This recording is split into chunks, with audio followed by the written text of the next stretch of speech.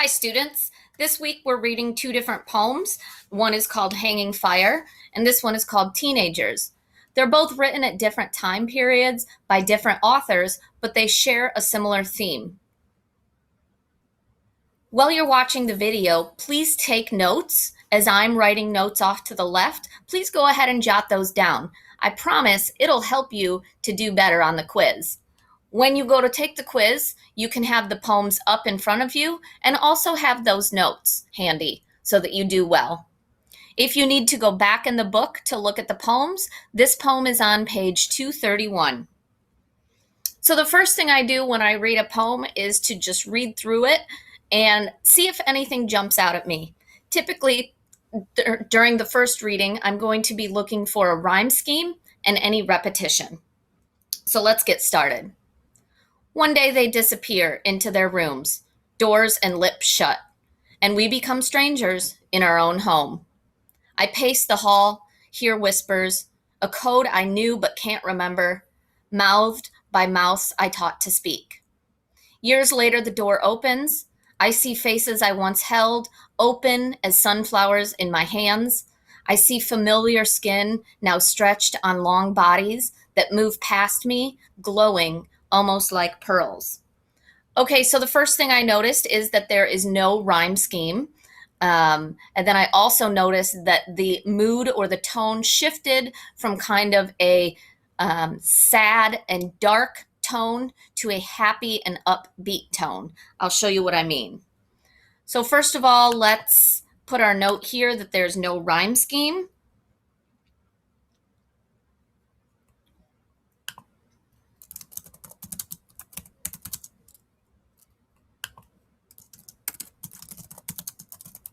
And that it's set up into 3 stanzas. Remember, stanzas are kind of like the paragraphs of poems. You can see here's 1, here's 2, and here's 3. Okay, so we start out and they say one day they appear, and then we become strangers in our own home. So I know that my speaker is not a teenager. She's referring to they as the teenagers.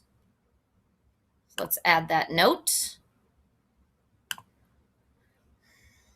So the speaker is probably a parent, if that's who they're in a home with and becoming strangers with. So speaker might be a parent. They refers to teenagers.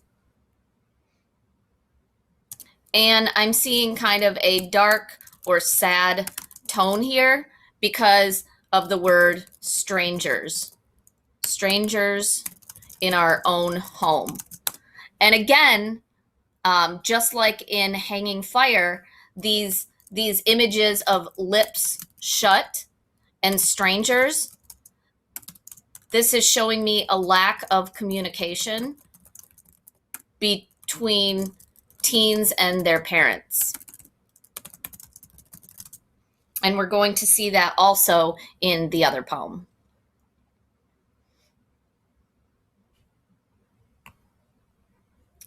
Doors shut and lips shut, that's just a double symbol of no communication. So when somebody is said to have a shut door, they are not available to talk.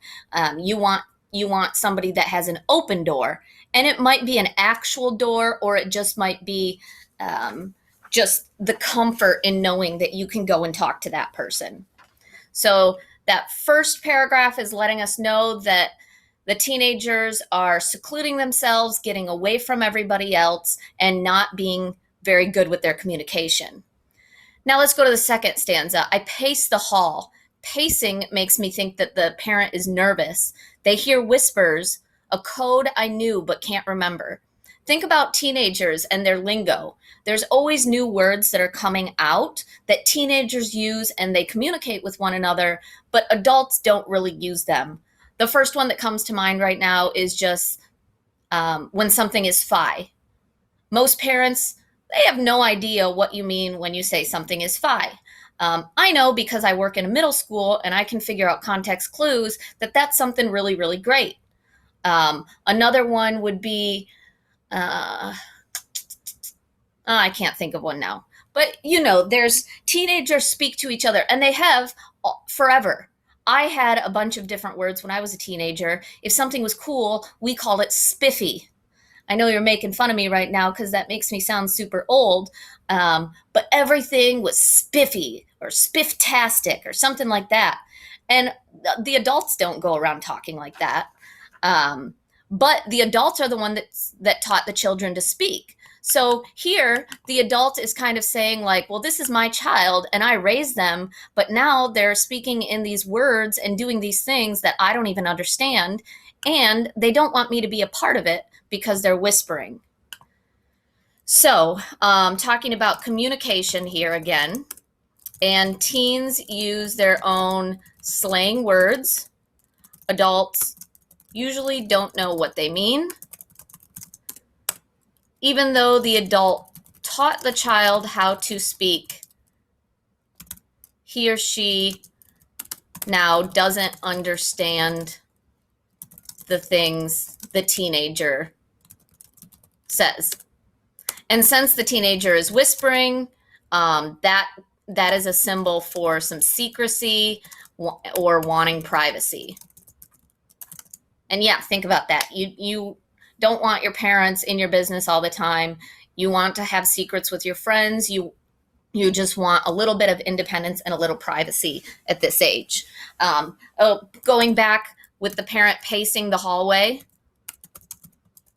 that shows that the parent is worried or nervous about what's going on. Okay, now let's get down to the third stanza. The third stanza is a little bit more positive. Years later, the door opens. Okay, so now we're getting out of being a teenager, and maybe now they're turning like 17, 18, 19. And now they're going to open up that door and maybe strengthen that relationship with the parents that they didn't have before. I see faces I once held open as sunflowers in my hands. So this image of a sunflower creates a joyful tone. And then also, if you think of the path of a flower going from a seed to a sprout and then blossoming into something beautiful, the same thing is kind of like when you're growing up. You are just a little baby, and then you blossom into a small person, a child, and then once you're an adult, you're fully bloomed and beautiful, and you've reached your full potential. I see familiar skin now stretched on long bodies. So physically, they have grown too. There's been emotional growth and physical growth. They move past me glowing, almost like pearls. The same thing with a pearl, that joyful tone. Pearls are found in oysters, and oysters are pretty nasty and gooey. But if they wait long enough and they're there long enough, then that nasty gooiness turns into something beautiful. So just like the sunflower had to grow up and needed some time to develop into something beautiful, the pearl also needs time to turn into something beautiful. So let's take our notes on this stanza.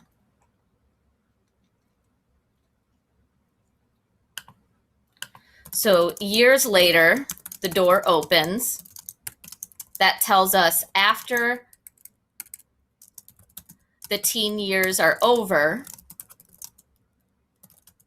the communication and relationship gets better. And this imagery of sunflowers and pearls creates a joyful tone and symbolizes the process of growing up and becoming something beautiful. So our tone went from kind of sad and dreary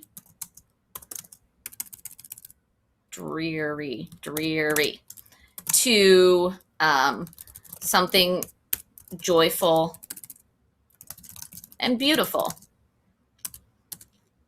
So possible theme.